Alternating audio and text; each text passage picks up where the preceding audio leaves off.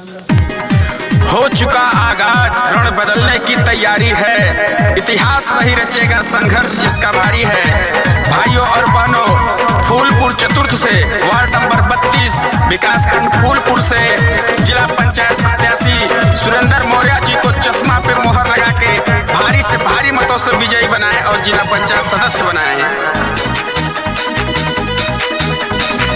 Ward number 4 में बाटे सुरेंद्र मौर्य के हल्ला, नेक इरादा दरिया दिल है, जाने गाँव मोहल्ला। सम्मान दिया हो, बात मान लिया हो, पहचान लिया हो, चश्मा निशान हवे हो।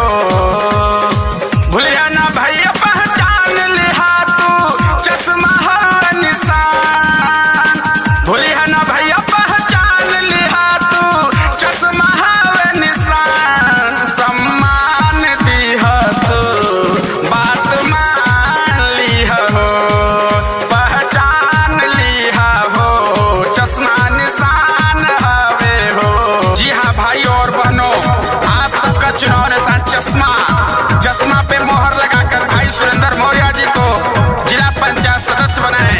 जी हाँ भाइयों और बहनों, आप सबका चुनाव निशान चश्मा, चश्मा पे मोहर लगाकर भाई सुरेंद्र मौर्य जी को भारी से भारी मतों से विजयी बनाए।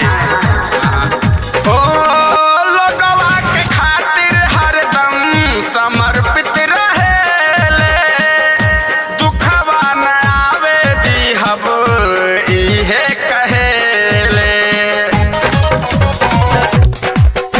ओ लोगवा के खातिर हरदम समर्पित रहेले, दुखवा न आवे दिहब इहे कहेले। नई सोच की नई किरण है, नई नहीं पहचान।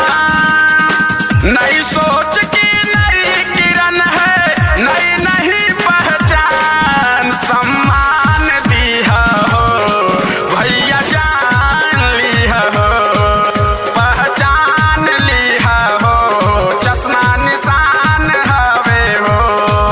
जिला पंचायत सदस्य पद हेतु योग्य एवं कर्मठशील प्रत्याशी फूलपुर चतुर्थ वार्ड नंबर 32 से